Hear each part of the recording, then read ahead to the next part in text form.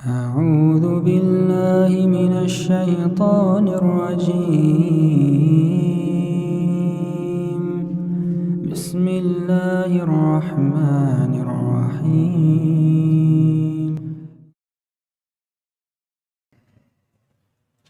Alhamdulillah wassalatu wassalamu ala rasulillah wa ala alihi wa sahbihi wa sallama tasliman katsira amma ba'd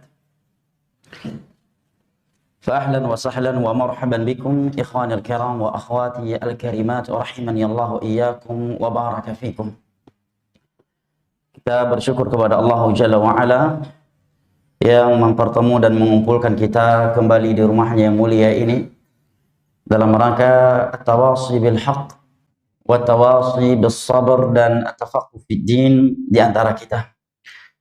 Maka kita berharap dan memohon kepadanya akan menjadikan kita dari golongan-golongan yang ia firmankan di dalam sebuah hadis qudsi yang diriwayatkan oleh Al-Imam Tirmidzi dengan sanad yang dihasankan oleh Syekh Al-Albani dari Muadz bin Jabal radhiyallahu anhu, di mana Allah Jalla wa Ala berfirman, wajabat mahabbat lil mutahabbina fiyya wal mutajalisina fiyya wal mutazawirina fiyya wal mutabadhilina fiyya. Sungguh telah wajib cintaku untuk mereka yang saling cinta mencintai sesama mereka karenaku. Mereka duduk-duduk berkumpul sesama mereka karenaku. Mereka saling kunjung mengunjungi sesama mereka karenaku, dan mereka saling berbagi sesama mereka karenaku. Ikhwan al-kiram wa akhwati al-karimat rahimani Allah wa iyyakum wa baraka fikum. Biasanya kita membaca kitab Fawaid min Qissati Yusuf, untayan-untayan faedah dari kisahnya Nabi Yusuf. Akan tetapi pada kesempatan kali ini, dan juga karena ada salah satu dari Ustadz di Madinah mengirimkan kepada ana sebuah PDF yang berjudul PDF yang ditulis oleh seorang profesor di Fakultas Aqidah di Universitas Jami'ah Islamiyah di Madinah, yaitu Syekh Abdul Karim Isa Ar-Ruhaili, salah satu ulama kita yang sering datang ke Indonesia. Beliau menulis sebuah tulisan terkait wafatnya Syekhuna wa waliduna Al-Ustadz Al-Fadhil Al-Walid Yazid Jawas rahimahullahu ta'ala. Beliau berikan judul Basyairul Khairi li Syekh Yazid bin Abdillah Jawas. Artinya wafatnya orang tua kita pada hari kemarin dan disolatkan hari ini tidak hanya menggetarkan jiwa-jiwa asatidzah, para penuntut ilmu dan ikhwah di Indonesia, tapi rupanya juga menggetarkan hati sebagian ulama kita yang ada di kota Madinah dan selainnya. Dan lembaran berikut ini sengaja Anda bacakan karena ini ditulis oleh seorang syekh, oleh seorang profesor jurusan akidah di Jami'ah Islamiyah. Mungkin kalau pujian-pujian berikut ini datangnya dari kita, walaupun itu pantas, mungkin akan ada yang menganggap kita ghulu atau menuding kita terlalu lebay. Tetapi lembaran-lembaran tulisan yang berikut ini ditulis oleh seorang profesor di Fakultas Aqidah dan masih aktif sebagai dekan Fakultas Aqidah di Jami'ah Al-Islamiyah bil Madinah An-Nabawiyah. Dan beliau berikan judul Basyairul Khairi li Syekh Yazid bin Abdillah Jawas rahimahullah. Lembaran-lembaran kebaikan milik Syekh Yazid bin Abdillah Jawas rahimahullah. Baik ikhwan al-kiram wa akhwati al-karimat rahimani Allah wa iyyakum wa baraka fikum, kurang lebih ada 11 kebaikan yang beliau sebut di dalam tulisan ini. Sebelum ana membacanya, ana ingin mengingatkan diri ana pribadi sebagai penuntut ilmu agama yang masih dangkal ilmunya, dan segenap ikhwani al-kiram wa akhwati al-karimat yang hadir pada malam yang berbahagia ini dan di mana saja yang dapat mengikuti dan mendengarkan kajian ini. Yang pertama, jamaah yang dimuliakan Allah, hilangnya para ulama adalah musibah besar dan tanda dekatnya hari kiamat, dan adalah sebuah kesedihan yang melanda umat Islam. Di dalam hadis yang diriwayatkan oleh Imam Al-Bukhari dari Abdullah bin Amr bin As radhiyallahu anhuma, Nabi sallallahu alaihi wasallam bersabda, "Inna Allah la yantazi'ul ilma 'anil nasi intiza'an, walakin yantazi'uhu biqabdhil ulama. Fa idza lam yubqi 'aliman ittakhadha an-nasu ru'usan juhala. Fasu'ilu fadhallu wa aftau fadhallu wa adhallu." Sesungguhnya Allah Jalla wa'ala tidak akan menghilangkan ilmu agama itu dari manusia begitu saja. Tetapi Allah Jalla wa'ala akan menghilangkannya dengan Allah wafatkan para ulama. Tatkala para ulama tidak lagi disisakan oleh Allah Subhanahu wa taala di atas permukaan bumi ini kecuali segelintir kecil, maka manusia mulai menjadikan orang-orang bodoh sebagai tokoh-tokoh yang mereka tokohkan dalam agama mereka. Karena mereka telah ditokohkan, manusia datang meminta fatwa kepada mereka, maka mereka berfatwa dengan kejahilan mereka, adhallu wa adhallu, maka mereka sesat dan menyesatkan. Di dalam hadis yang diriwayatkan oleh Imam Al-Bukhari dan Kitabul Fitan dari Abu Musa, Abdullah bin Qais Al-Ash'ari dan Abdullah bin Mas'ud radhiyallahu anhuma, Nabi sallallahu alaihi wasallam bersabda, "Inna baina yaday sa'ah la ayyaman yanzilu fiha al-jahl wa yurfa'u fiha al-'ilm." Sesungguhnya menjelang hari kiamat akan ada hari-hari di mana kebodohan itu merata dan ilmu agama itu diangkat oleh Allah Jalla wa ala. Ikhwanal kiram wa akhwati al-karimat rahimani Allah wa iyyakum wa baraka fikum. Seorang ulama salaf yang bernama Ka'ab rahimahullahu ta'ala mengatakan sebagaimana yang dinukilkan oleh Al-Imam Al-Ajurri di dalam kitabnya Akhlaqul Ulama. Beliau mengatakan, "Alaikum bil ilmi qabla an yadhhab." Hendaknya kalian selalu semangat mempelajari dan menghadiri majelis-majelis ilmu agama sebelum ilmu itu pergi meninggalkan. Lihat bahasa beliau, sebelum ilmu itu pergi meninggalkan kita. Karena sejatinya tidak ada yang meninggalkan ilmu, tetapi yang sesungguhnya terjadi adalah ilmu meninggalkan dia. Karena kita tidak terlalu mahal untuk meninggalkan ilmu agamanya. Hanya saja syaitan merubah mindset sebagian orang yang Allah jauhkan dari ilmu, sehingga dia mengira dialah yang meninggalkan ilmu, dialah yang meninggalkan majelis ilmu agama. Padahal sebenarnya Allah yang menjauhkan dia dari ilmu agama.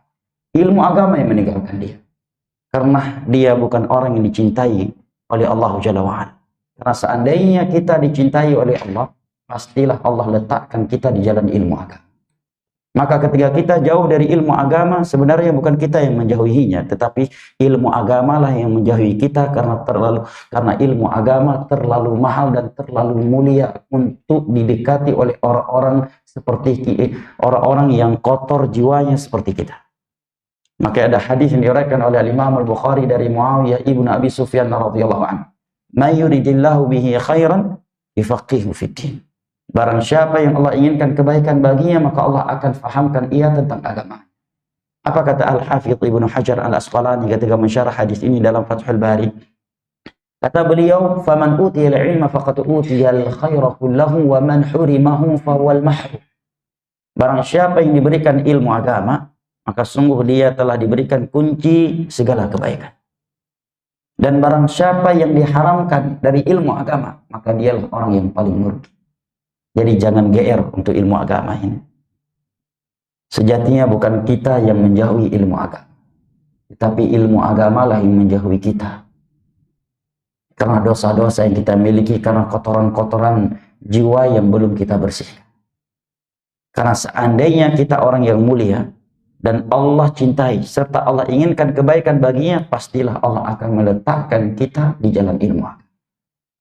Maka tatkala kita jauh dari jalan-jalan ilmu agama, berarti Allah sedang murka kepada kita.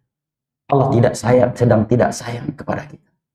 Allah sedang murka kepada kita karena maksiat-maksiat yang kita lakukan dan kita belum bertobat darinya. Atau karena penyakit-penyakit yang ada di dalam hati kita dan kita justru membiarkannya. Karena seandainya kita adalah orang yang baik, dan orang yang diinginkan kebaikan baginya oleh Allah, pastilah kita akan berada di jalan ilmu agama. Ini hadis Nabi. Jadi jangan terlalu GR untuk ilmu agama ini. Nah, bukan kita yang meninggalkan ilmu agama, tetapi ilmu agamalah yang pergi meninggalkan. Meskipun Anda merasa Andalah yang membuka tempat tersebut, Andalah donatur utama kajian itu, Andalah donatur utama kajian tersebut. Ketika Anda pergi meninggalkan ilmu agama, sejatinya bukan Anda yang pergi meninggalkannya, tetapi justru ilmu agama yang pergi meninggalkan Anda karena mungkin adanya riya di dalam hati atau kotoran-kotoran lainnya. Nah, ilmu agama ini terlalu mahal dan terlalu mulia untuk digantungkan pada tangan individu-individu manusia. Karena ilmu agama ini adalah milik Allah Subhanahu wa taala. Ikhwanal kiram wa akhwati al-karimat, lihat bahasanya. Hendaknya kalian selalu mempelajari ilmu agama sebelum ilmu agama itu pergi meninggalkan. Beliau tidak mengatakan sebelum kalian pergi meninggalkan, tetapi beliau berbahasa sebelum ilmu agama itu pergi meninggalkan. Kemudian beliau mengatakan fa inna dhahabal ilm mautu ahli. Karena perginya ilmu itu adalah dengan matinya para ulama, para dai, para thulabul ilm. Mautul alim najmun tumis. Kematian alim, para ulama itu bagai bintang yang padam. Mautul alim kasrun la yujbar. Kematian alim itu adalah kesedihan yang tidak terabadi. Wa thulmatun la tusad. Dan kehilangan yang tidak tergantikan. Sebagian ulama lain mengatakan mautul alim husnun lil alam. Meninggalnya seorang alim adalah kesedihan untuk alam semesta ini. Maka dipertanyakan keimanan seseorang apabila dia justru bahagia dan tidak sedih sama sekali tatkala mendengar berita wafatnya seorang alim yang telah memberikan umurnya siang dan malam untuk menjelaskan agama Allah Jalla wa Ala kepada manusia. Nah, apalagi sampai-sampai ada orang yang bersyukur dengan matinya seorang alim yang mengajak manusia siang dan malamnya kepada tauhid dan sunnah dan memperingatkan mereka dari bahaya syirik dan bid'ah. Disebutkan dari wasiat Ali bin Abi Thalib kepada murid yang bernama Kumail bin Ziyad radhiyallahu anhu sebelum wafatnya. Beliau berpesan, ya Kumail, inna mahabbatal alim dinun yudan bih. Wahai Kumail, mencintai seorang alim adalah prinsip agama yang harus kamu pegang, yang harus kamu miliki. Nah, jadi bukan sekedar kita suka atau tidak dengan metodenya. Kalau dia alim, kata beliau, merupakan bagian dari agama ini adalah mencintainya. Cinta kepadanya adalah bagian dari prinsip agama ini yang harus dimiliki oleh setiap muslim dan muslimah. Ini diucapkan oleh Ali bin Abi Thalib radhiyallahu anhu di dalam wasiatnya yang sangat masyhur kepada Kumail bin Ziyad radhiyallahu anhu. Ikhwanal kiram wa akhwati al-karimat rahimani Allah wa iyyakum wa baraka fikum.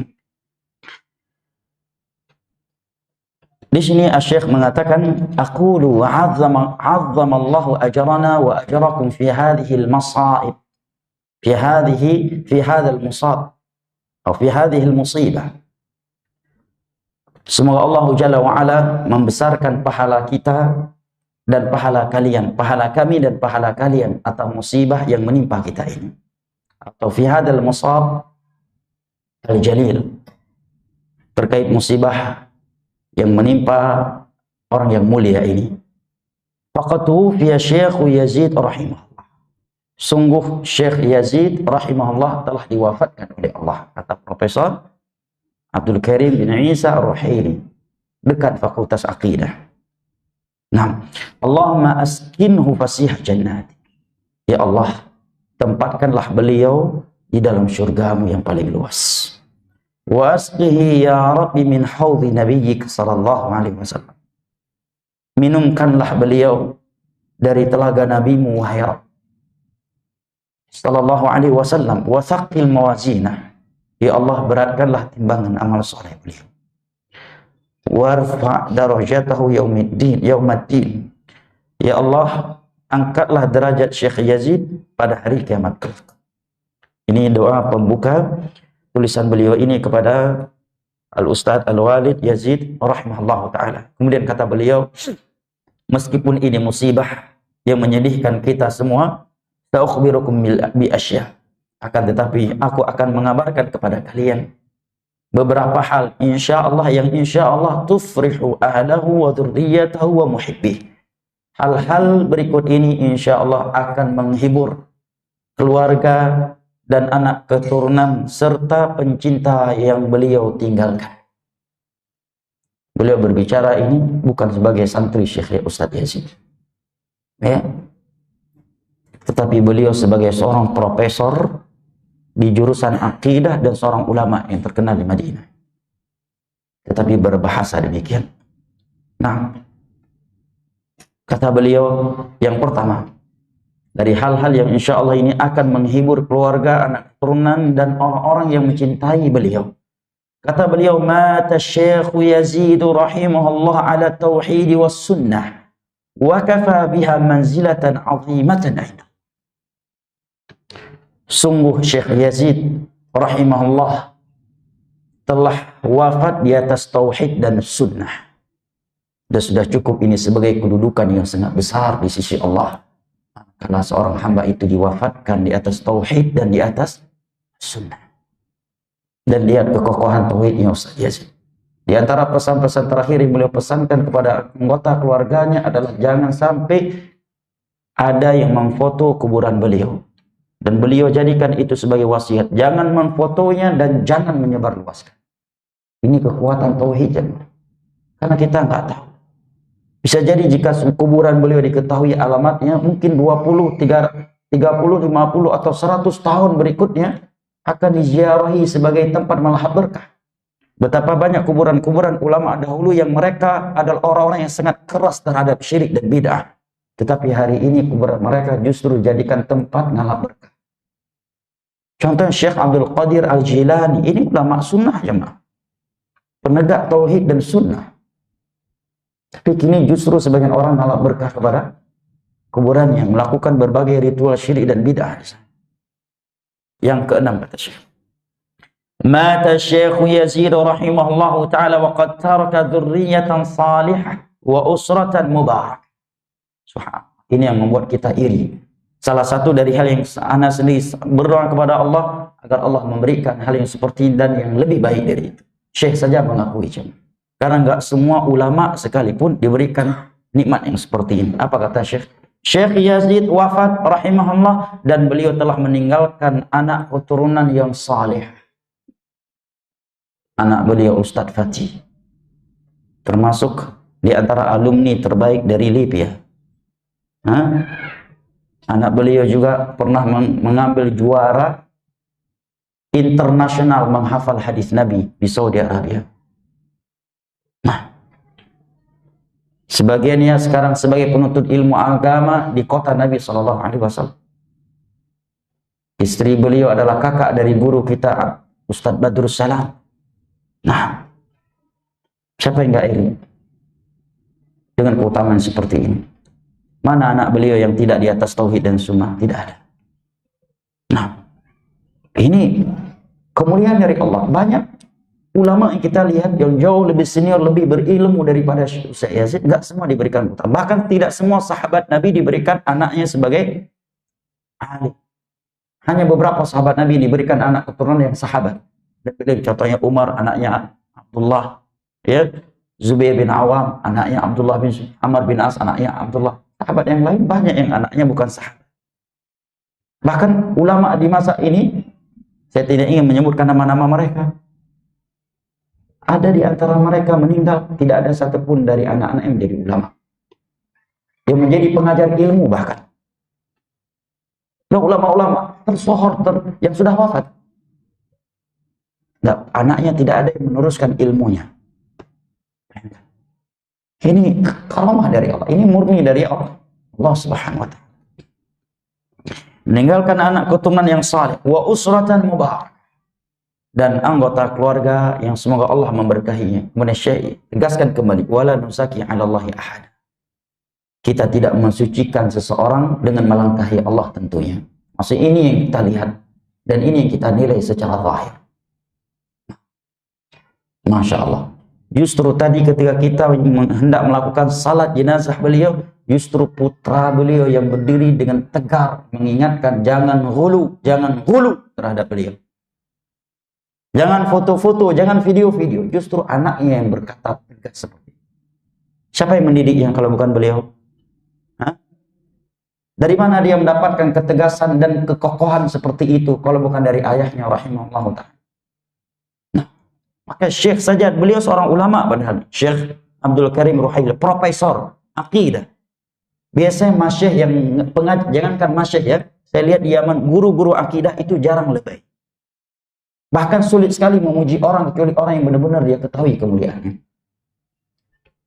Yang biasa agak lebay itu pengajar usulul fiqh, qawaid fikih, guru bahasa, syekh jurusan bahasa Arab, jurusan sastra. Kalau syekh jurusan hadis, jurusan akidah itu ma'ruf di kalangan mahasiswa, tegas, keras, jarang memuji orang.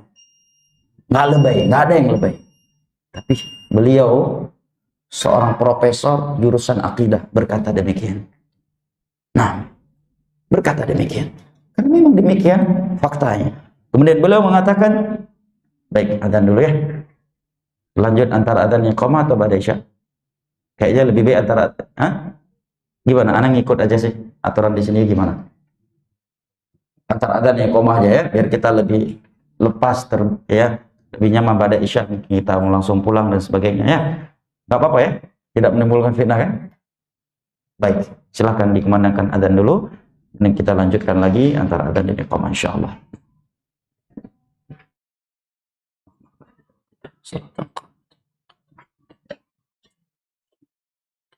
Baik, jamaah yang dimuliakan Allah, setelah beliau menyebutkan beliau telah meninggalkan anak keturunan yang salihah dan keluarga yang mubarak. Beliau membawa hadis Abu Hurairah radhiyallahu anhu yang diriwayatkan oleh Imam Muslim, di mana Nabi sallallahu alaihi wasallam bersabda, apabila seorang insan itu meninggal dunia maka terputuslah seluruh amalannya kecuali 3 hal: sedekah jariyah, dan banyak sedekah yang beliau lakukan dan tidak diketahui. Beliau pernah menyumbang uang pribadi yang jumlah yang lumayan banyak untuk saudara-saudara kita di Palestina dan Suriah. Dan menjelang hari-hari ini baru dibongkar. Kalau Ustaz Ahmad Zainuddin Al-Banjari hafizallahu juga bercerita, kata beliau ini rahasia, tapi karena beliau sudah wafat, anak sampaikan. Ketika saya membangun pondok pesantren, beliau menelpon anak. Ustaz Ahmad, saya ada sedikit kemudahan. Minta nomor rekeningnya untuk pembangunan pondok antum.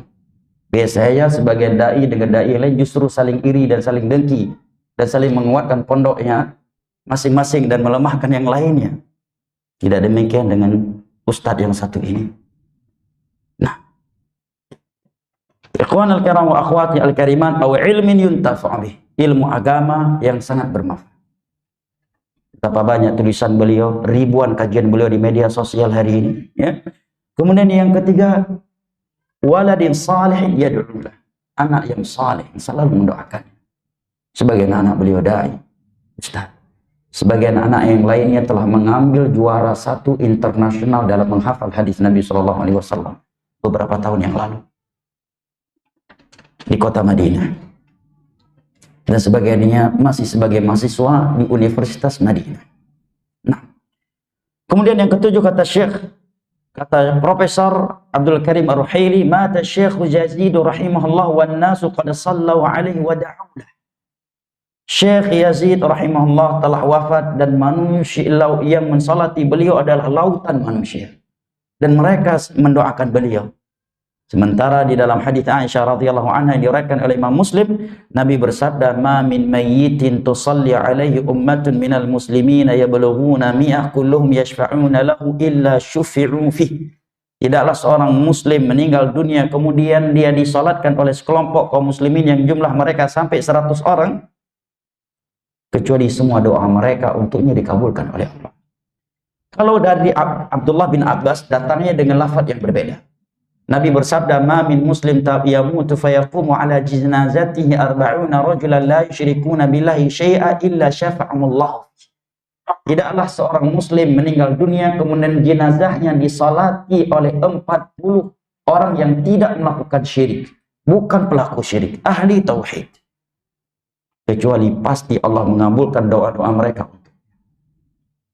Berapa ribu ahli tauhid yang mensalatkan beliau tadi siang jamaah.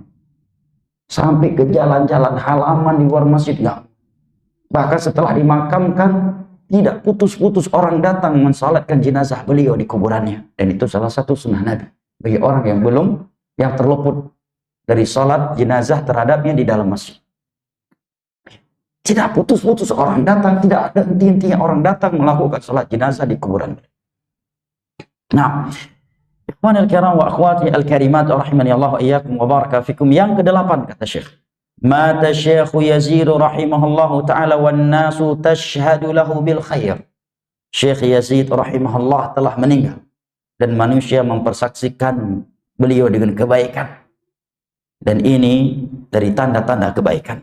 Nabi SAW bersabda, ketika ada mayat yang lewat, jenazah lewat, kemudian dipuji oleh para sahabatnya, maka Nabi mengatakan, wajabat, dia akan mendapatkan kebaikan atas pujian kalian.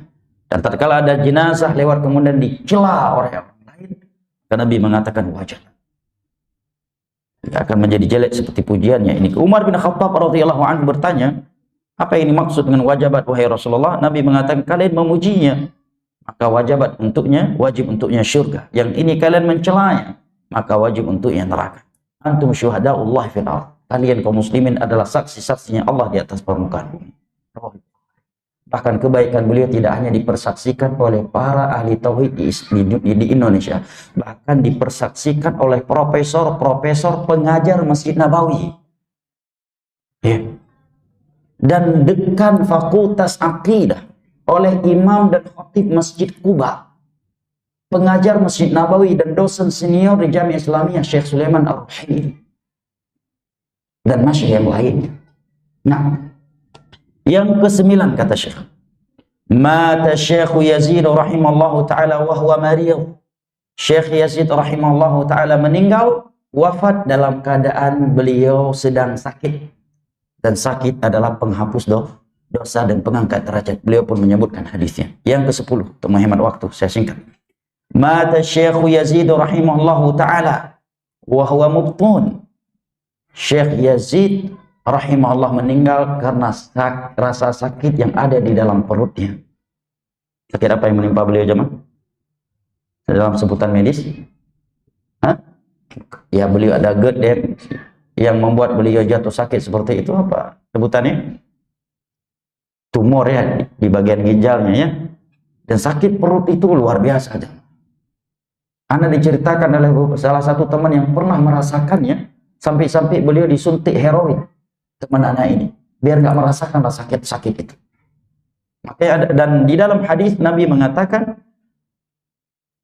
bahwa orang yang mati karena rasa sakit di dalam perutnya termasuk orang yang syahid. Hadis riwayat Imam Muslim. Ya. Termasuk orang yang syahid, mati syahid. Yang ke-11 kata Syekh, mata Syekh Yazid rahimahullahu taala wa qad taraka atharan mubarakan min al-ma'ahid wal awqaf allati tastamiru lahu ba'da al-maut. Syekh Yazid rahimahullah meninggal dunia dan beliau telah meninggalkan athar, bekas-bekas yang penuh berkah. Begitu banyak ma'had, wakaf-wakaf yang terbangun disebabkan beliau, dan ini akan menjadi pahala jariah yang terus-menerus mengalir kepada beliau setelah wafatnya. Sehingga Syekh mengatakan, fahani'an laka ya Yazid, aduhai bahagianya engkau wahai Yazid. Kata Syekh Profesor Abdul Karim Ar-Ruhaili, faqad tarakta waladan khalidan laka ila yaumil qiyamah. Engkau telah meninggalkan anak keturunan yang akan abadi sampai hari kiamat. Insyaallah. Ya. Kakuliat Syafi'i di Jember. Saya memang sering ke Indonesia. Seperti sekolah STDI Jember. Ini buah dari ilmu beliau. Semua dosen di STDI Jember adalah murid-murid beliau. Nah, beliau yang mendidik mereka sebelum berangkat ke Madinah. Dari beliau mereka mengetahui akidah dan manhajus salaf ini. Bahkan sebagian dosennya adalah justru murid daripada murid-murid beliau. Sampai Syekh saja mengakui, Itu STDI Jember, buah dari dakwah Syekh Yazid. Nah, ini yang mengakuinya adalah profesor jurusan akidah yang masih aktif di Universitas Madinah. Wa musahamatika al-katsira fi bina'il ma'ahid wal madaris. Saham-saham engkau yang begitu banyak wahai Syekh Yazid dalam pembangunan pondok-pondok pesantren dan sekolah-sekolah. Fakam wakam takhruju minha talabatul ilmi wal ulama. Betapa banyak dari mereka yang sudah menjadi penuntut ilmu agama dan para, dan hampir semuanya, saya nggak mengatakan semuanya, ustadz yang berdakwah di Indonesia saat ini yang menyuruh kepada tauhid dan sunnah tidak lepas dari buah dakwahnya beliau. Mereka hampir semua mereka murid beliau. Dan tidaklah kita duduk di majelis ilmu hari malam ini kecuali ini buah dari dakwah. Buah dari perjuangan beliau. Setelah beliau melewati di demo, caci makian, dibakar rumahnya dan sebagainya, lahirlah dari perjuangan beliau itu buah-buah yang indah, salah satunya majelis kita malam ini. Ini buah dari dakwah beliau. Nah, ikhwan al-kiram wa akhwati al-karimat rahimani Allah iyyakum wa baraka fikum. Sampai ulama Madinah saja mengakui hal ini dan menyebutnya. Kata beliau, hadza wa rabbis sama. Ini saya katakan dengan bersumpah dengan nama Allah. Ini yang berkata demikian profesor akidah, bukan profesor fikih, bukan profesor sastra Arab, profesor akidah. Wa rabbis sama, demi Allah yang telah menciptakan langit, huwal kanzul khalid lak. Ini adalah pahala jariah yang akan abadi untukmu wahai Syekh Yazid. Beliau pun membawa hadis, apabila seorang meninggal dunia maka terputuslah seluruh amalannya kecuali 3 hal. Itu yang di atas tadi. Kemudian beliau menukilkan ucapan Imam San'ani bahwa masuk dalam keumuman hadis ini adalah man allafa ilman nafian, orang yang menulis ilmu agama yang bermanfaat, menyebarkan ilmu agama sehingga ilmu tersebut masih tetap tersebar setelah dirinya meninggal dunia, atau kitab-kitab yang dia wakafkan. Ini pahalanya akan mengalir kepadanya dan selalu terperbaharui untuknya meskipun dia telah meninggal dunia. Beliau juga membawa ucapan Imam Munawi yang artinya sesungguhnya pahala amalan yang telah ia lakukan di dunia ini kemudian berkembang, itu akan mengalir pahalanya untuknya sampai hari kiamat. Berapa ratus dan berapa ribu dai menyeru kepada tauhid dan sunnah di Indonesia ini, dan mereka adalah murid beliau atau murid daripada murid-murid beliau. Maka setiap kali mereka berdakwah, pahala yang mengalir kepada beliau. Nah, berapa ratus, berapa ribu santri di STDI Jember, di tempat-tempat yang lainnya yang sudah alma mater dan sebagainya, itu menjadi pahala jariah untuk beliau semuanya. Kayak ustaz-ustaz kita kalaupun dimarahi sama beliau nggak akan marah, karena mengetahui ini orang tua yang sudah berjasa, walaupun terkadang dimarah. Berbeda kalau yang memarahi orang lain selain beliau. Tidak ada ustadz yang anak ketahui dimarahi oleh beliau dan marah, justru menjadi kenang-kenangan indah buat dirinya. Justru dia bangga pernah dimarahi oleh beliau.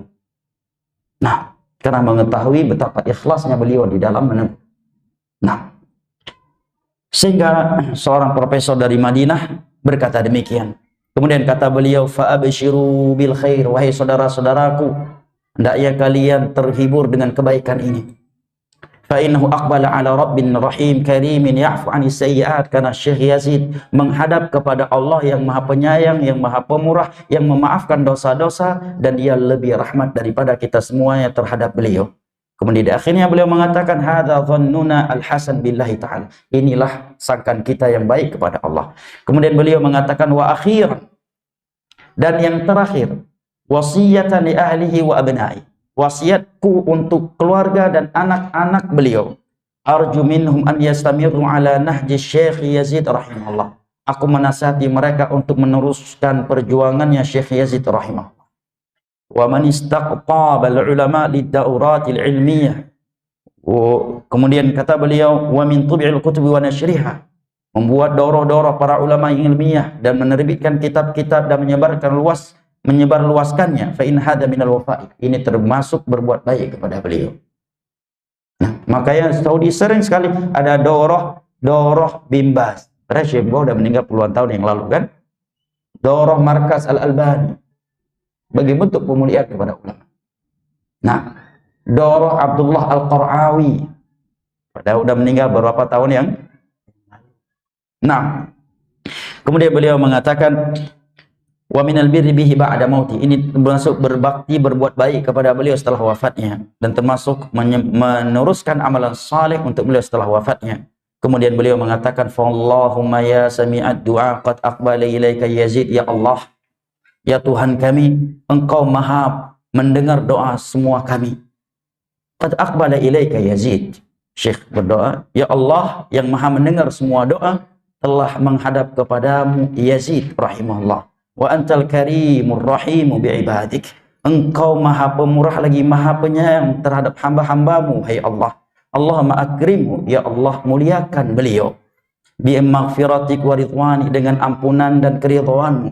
Allahumma ja'alhu fi 'ali janani, ya Allah jadikanlah beliau di tempat yang paling tinggi di dalam syurgamu. Allahumma wa akrimhu wa an yakuna tahta liwa'i rasulik sallallahu alaihi wasallam liwa'il hamd. Ya Allah, muliakanlah beliau dengan engkau letakkan ia di bawah bendera Rasulmu, bendera kemuliaan. Ini ditulis oleh Syekh Dr. Profesor Abdul Karim bin Isa Ar-Ruhaili hafizahullah ta'ala. Sedangkan Syekh Sulaiman rahimahullah ta'ala, saudara kandungnya Syekh ini, beliau mengatakan di Twitter beliau, "Tufiya akhi, hari ini saudari aku." Biasanya masyayikh itu kalau nggak terlalu dekat nggak ngomong akhi, paling mengatakan salah satu dari saudara kita. Ini kebiasaan masyayikh yang kita ketahui ketika kita duduk sama mereka, seakan-akan itu saudara kandungnya. Tufiya akhi, telah wafat saudaraku, al-ustadz al-syekh Yazid Jawas, min daulati Indonesia, dari negeri Indonesia, wa huwa min awailil mujahidin bil ilm. Beliau merupakan salah satu mujahid yang paling sangat senior di dalam berjihad dengan ilmunya, di dalam menyebarluaskan manhajus salaf, mendakwahkan kepada tauhid. Ya, keistiqomahan dan keberanian Ustaz Yazid dalam mendakwahkan tauhid diakui oleh profesor kota Madinah. Ini profesor, pengajar Masjid Nabawi. Kalau kita umrah pasti ya mendapatkan kajian beliau Masjid Nabawi, dan beliau diangkat resmi oleh kerajaan dari Kementerian Agama Saudi Arabia sebagai imam dan khatib Masjid Quba sampai hari. Syekh Sulaiman ini, beliau mengakui perjuangan dan keberanian serta senioritasnya Ustadz Yazid di dalam mendakwahkan tauhid. Nah, bagaimana kalau beliau duduk di Indonesia dan mengetahui bagaimana syairnya dibakar rumahnya, bagaimana kalau beliau membaca caci makian di kolom komentar YouTube dan sebagainya untuk beliau. Kata beliau, waqad iltaqaitu bihi qadiman, aku udah pernah bertemu langsung dengan beliau sudah lama sekali. Wa alfaitu afifan muta'affifan, aku menilai beliau seorang yang sangat menjaga kemuliaan dan kehormatannya. Harisun ala salafiyah, beliau sangat semangat dalam mendakwahkan dakwah salafiyah ini. Waqad sa'alani an jam'iyyatin turidu da'mahum hatartuhu minha. Dia pernah berdiskusi denganku terkait tentang suatu yayasan organisasi sosial. Saya tahu maksud beliau, namun beliau nggak sebutkan namanya, ini yang dari Kuwait sepertinya, yang ingin memberikan dana untuk dakwah dia. Maka aku mentahdir yayasan atau organisasi sosial tersebut agar dia tidak mengambilnya. Maka beliau pun enggan mengambil bantuan dana dari organisasi tersebut. Saat itu kata beliau, rahimallahu rahmatan wasiyah wa ghafara lahu wa ja'alahu muna'aman fi qabrihi wa kutubihi wa ahli firdausil a'la. Beliau berdoa untuk beliau, kemudian beliau mengatakan semoga Allah membesarkan pahala keluarga dan salafin semuanya di Indonesia dan seluruh permukaan bumi. Ikhwanil kiram wa akhwati al-karimat rahimani Allah wa iyyakum wa baraka fikum. Ana sangat terkesan dengan beliau padahal ana belum pernah nyantri sama beliau. Dan ana tidak pernah bertemu secara fisik kecuali sekali dengan beliau pada musim haji di dalam kemah beliau, disambut sampai diantar keluar. Sampai-sampai ada teman yang berpangkat kolonel dan dekat dengan beliau mengatakan jarang ana melihat beliau mau mengantar sampai keluar. Ya, sangat terkesan dengan beliau. Setelah itu hanya penelponan.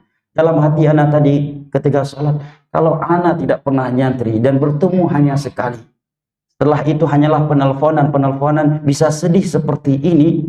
Lalu bagaimana dengan orang-orang yang pernah nyantri sama beliau dan duduk lama dengan beliau dan pernah menjadi orang dekat? Ya, ini Anda sebutkan tanggal 28 Januari tahun 2020 beliau WA Anda. Di saat itu Anda sedang membutuhkan dan sangat berharap ada seorang syekh atau ustadz yang nelfon Anda memberikan semangat, memotivasi. Di saat Anda sedang dipersekusi, mendapatkan ancaman dan kajian dibubarkan di sana dan di sini. Nah, beliau WA, saya bacakan ya, ini tanggal 28 Januari 2020. Ini awal mula beliau WA Anda. Komunikasi pertama dengan WA. Assalamualaikum Ustadz Farhan, bagaimana kabarnya? Sebenarnya yang terjadi di masjid ente apa inti masalahnya? Masjid itu punya jamaah ente atau punya mereka? Anda jawab karena nggak tersimpan nomor beliau. Waalaikumsalam, afwan, dengan siapa ini? Lihat jawaban orang yang tawadhu, yang tidak memuliakan dirinya. Apa jawabannya? Yazid Jawas Bogor. Kalau orang yang ingin diustadkan, saya Ustadz Al-Fadhil Yazid Jawas. Beliau mengatakan Yazid Jawas Bogor. Kemudian, anak pun minta maaf. Kemudian beliau telepon. 1 jam lebih. Beliau memotivasi, memberikan semangat. Wallahi menetes air mata. Tidak ada satupun Ustadz yang menelpon anak saat itu dan WA langsung secara japri. Memotivasi di saat itu. Anak benar-benar membutuhkan motivasi yang seperti ini. Kecuali beliau. Bahkan sebagian yang lain justru mengkritik dan nyinyir. Bahkan ada yang memberikan pesan melalui muridnya, sampaikan kepada Farhan. Nabi Nuh saja ditegur oleh Allah karena dakwah begini. Maka ya rubah gaya dakwah. Kita menerima itu. Tapi dalam kondisi yang terpuruk, terkadang kita agak berat menerima kata-kata seperti itu. Mungkin kita kurang ikhlas ya kan. Kalau Nabi digituin mungkin berat. Ini ada Ustadz malah yang ngomong gitu. Makanya kalau turun gunung itu banyak bertanya kepada yang lebih senior terlebih dahulu. Ada seperti ini sampai ke anak bahasa-bahasa seperti itu. Cuma ustadz yang dianggap keras ini yang anak lihat paling lembut hatinya dan paling perhatian kepada ustadz-ustadz muda. Banyak orang menganggap beliau keras, ya. Tapi anak belum melihat ada orang yang perhatian seperti beliau. Beliau telepon lebih dari 1 jam. Setelah beliau telepon, beliau WA lagi setelah itu. Apa WA-nya? Antum lihat. Antum simak. Setiap kejadian yang menimpa kita dan dakwah yang ini pasti ada hikmahnya. Kata Imam Ibnu Qayyim, al-haqqu mansur walau mumtahan. Kebenaran itu pasti menang meskipun setelah mendapatkan banyak ujian. Yang hak pasti diuji dan pasti menang. Kita pasti akan diuji oleh Allah. Kita ikhlas, jujur atau tidak di dalam berdakwah di jalannya.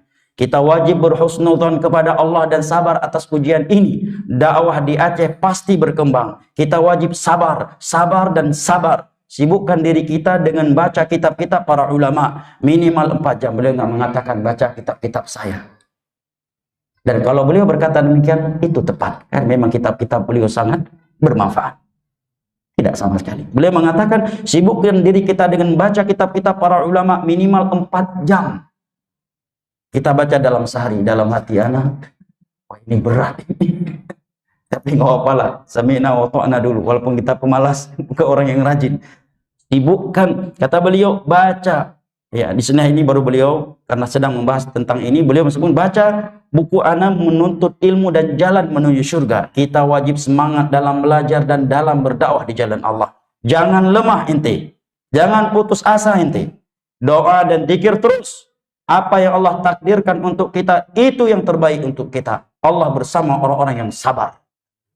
Subhanallah. Ya. Kemudian juga ketika kejadian alamiah, anak WA beliau malah menjawab Waalaikumsalam warahmatullahi wabarakatuh. Alhamdulillah baik. Hari Ahad, waktu itu berjanjian untuk berjumpa. Hari Ahad nanti ente datang aja dengan utusan ente ke kajian di Masjid Ijo Cilangkap. Nanti setelah kajian kita ngobrol di ruangan khusus di masjid. Nah, dalam hati anak, orang kecil seperti anak ini mau beliau khususkan waktunya. Dengan umur beliau yang begitu tua, kesibukan yang luar biasa, dan fisik, kondisi kesehatan yang kurang sempurna.